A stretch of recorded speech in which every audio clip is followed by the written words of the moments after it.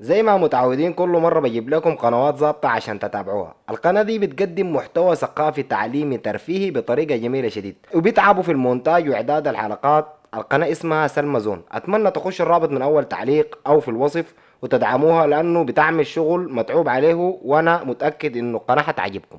في ناس كتيرة بتحب علم النفس والتنمية البشرية. القناة دي محتواها جميل جدا وبتتكلم عن علم النفس والتنمية البشرية بطريقة مبسطة وجميلة. اشتركوا عنده وما حتندموا، والروابط في أول تعليق وفي الوصف بتاع الفيديو. ناس كتير شديد مستنية الحلقة دي. الليلة عندنا قصة واحد من أهم وأكبر الشخصيات المؤثرة في الشباب، واجتمع أهل السودان على محبته، ومن أكثر الشيوخ علما وفهما في الدين، الداعية محمد سيد حاج. الما بتخلو حفلة سفرية أو خاصة من صوته، ولا محل تجاري من محاضراته وخطبه.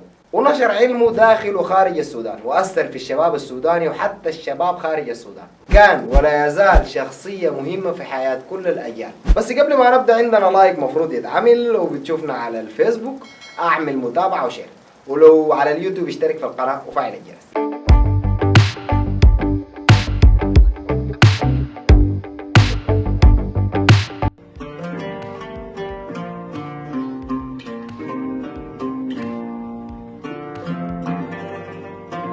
محمد سيد حاج نشأ وتربى أصلا في حلفا بين أهله وأقاربه، وبدايته الدينية كانت قبل التعليم الأساسي لما أبوه وداه لخلوة الحاج يوسف لتحفيظ القرآن الكريم. ومحمد سيد حاج تأثر جدا بواحد من الأساتذة اللي كان بيدرسوه الابتدائي، وهو الأستاذ عبد الحي كوبيري، وكان نفسه يبقى زيه، والحاجة دي شجعته إنه يصلي الصلوات في وقتها كبداية. وبعدها قابل الشيخ عبد الرحمن أبو زيد محمد حمزة ابن القياد السلفي الشهير بجماعة أنصار سنة المحمدية، وكان له أثر كبير في اعتناق محمد سيد حاج للمنهج السلفي وانضمامه لجماعة أنصار السنة. بعد إكمال التعليم الأساسي والثانوي قرر يلتحق بكلية الشريعة في جامعة أم درمان الإسلامية. وفي أيام الدراسة كان عنده نشاط في الجامعة، وكان بينتقد الأحزاب العلمانية أصحاب المدارس التجديدية. وبعدها كمل دراسة الماجستير والبحث اللي كان عنوانه انفرادات ابن تيمية الفقهية عن الأئمة الأربعة، ولكن توفى قبل ياخذ درجة الماجستير. الشيخ من صغره كان بيحب الدين وفن الدعوة، وشخصية الداعية كانت مزروعة فيه.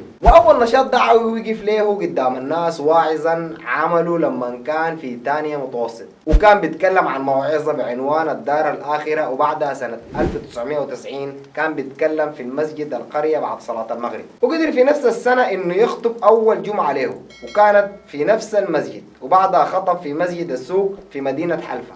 وفي المرحلة الثانوية عمل منبر للنقاش والحوار مع الطلاب، وكان بيطرح فيه الدعوة السلفية وبيرد فيه على الشبهات، وكان بيتكلم برضه عن بعض التنظيمات المنحرفة وسط الطلاب.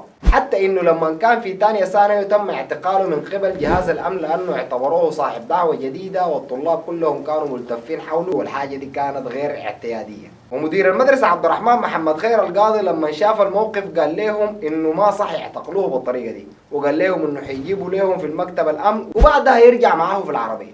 تم اعتقالي من قبل أجهزة الأمن في حلفة آنذاك، وأنا في الصف الأول أو الثاني الثانوي تقريبا. ولكن يعني الصورة تمت كالآتي: يعني اعتبروني أنا صاحب دعوة جديدة والطلاب ملتفين حولي، يعني كان حاجة غير عادية. وبرضه ما كنا بنختى، يعني برضه زول يعترف كنا بنتكلم في الحكومة وبنتكلم في الأشياء زي دي يعني. فبالتالي المصحي ما كان الكلام لا ما كان طبعا كده يعني. وبعد ذاك قام الناس قالوا اللي اعتقلوني. فمدير المدرسة رجل واعي وعاقل جدا اللي هو أستاذنا عبد الله محمد خير القاضي، فقال لهم يا إخواننا شوفوا، أول حاجة أنتوا بالنسبة لكم ذاته ما صحيح تيجي تعتقلوا الطالب، والله تقلبوا الدنيا دي كلها. يا أخي أنا بجيبه لكم في مكاتب الأمن تستجوبوه وتتناقشوا معه وأرجعوا أنا في عربيتي. وألف كم كتاب منهم لماذا لا ألتزم، ورمضان فضائل وآداب وأحكام، فقه الائتلاف، الحروب الصليبية بين الأمس واليوم، الحزب مسؤولية الجميع، وحكم الاحتفال بالمولد النبوي. وما اقتصر نشر علمه عن طريق المحاضرات أو الخطب في المساجد بس، بل شارك في برامج كثيرة، منها برامج رمضان التابعة لوزارة الأوقاف في دولة قطر، وملتقى دعوي بدولة أندونيسيا. وشارك في التدريس في الدورة العلمية بالكاميرون، ودرس برضه كتاب العلم وكتاب الوضوء من صحيح البخاري في دولة قطر. شيخ محمد سيد حاج متميز بأسلوبه الجاذب للشباب وقوة كلامه وتناسق عباراته ولطافته وعفويته في الكلام، إنه كان بيخاطب الشباب بنفس أسلوب أو أسلوب أقرب للفكاهي، وبيحاول دائما يدخل لهم بمداخلهم عشان يقنعهم بكلامه، وما كان بيخاف من عدو ولا كافر، بل كان بيخاف من إنه المسلمين يفتتنوا بالكفار. اختصار الكلام ده أقول لكم حاجة، أصله أنا ما خايف لي من كفار. أصله الكافر ده كافر يتقاوم وتموت كريم وتموت معه، يا تبقى بعزك. دي أصله ماني خايف منها، أنا خايف من أنفسنا. أولما أصابتكم مصيبة قد أصبتم مثليها قلتم أن هذا، قل هو من عندي أنفسكم، ما أصابكم من مصيبة فبما كسبت أيديكم ويعفو عن كثير. أنا خايف من المسلمين، والله أكلمك بجد، أصل ماني خايف لي من كفار، لكن خايف من أنفسنا، خايف من المسلمين. هقول لكم كلمة شينة شوية. السودان بلد واسع الأطراف، بلادنا واسعة ولكن نفوسنا ضيقة. وفي مرة من المرات كان راكب المواصلات كعادته، وفي واحدة دفعت للكمساري حق الشيخ، والبنت ما كانت لابسة كويس. شوف لما نتكلم عن الموضوع ده قال شنو. أذكر مرة في مواصلات جيت أدفع، قام الكمساري قال لي خالص في زول دفع عليك، في زول دفع علي. فأنا طبعا دار أشكره يعني، قلت له يا أخي ده منو ده يا أخي، فأشر لي واحدة كانت لابسة لبس متبرجة شديد، قال لي دي دفعت لك. سبحان الله. فطبعا أحرجت غاية الإحراج في الأول، ودنقرت راسي وقعدت وكده. فلما نزلنا هي جات حست بالحرج، انت شايف فلان يعني، مع انه يعني ما شيخ يعني كبير بيقول عليه، يعني الناس بس بيجي في التلفزيون ده خلاص يعني. جات قلت لي كيف يا شيخ، ان شاء الله كويس، واضح متابعين برنامجك ومعجبين به جدا.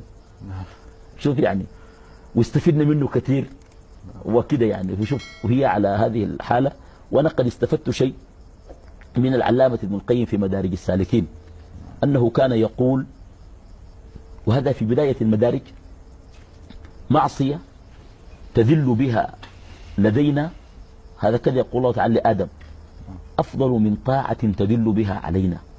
يا آدم أنين المذنبين أحب إلينا من زجل المسبحين المذلين. يعني أنت قد ترى إنسان شكله ما ملتزم، لكنك لا تعرف ما في دواخله وما في بواطنه من الخير وما يحمل من القيم والمحبة.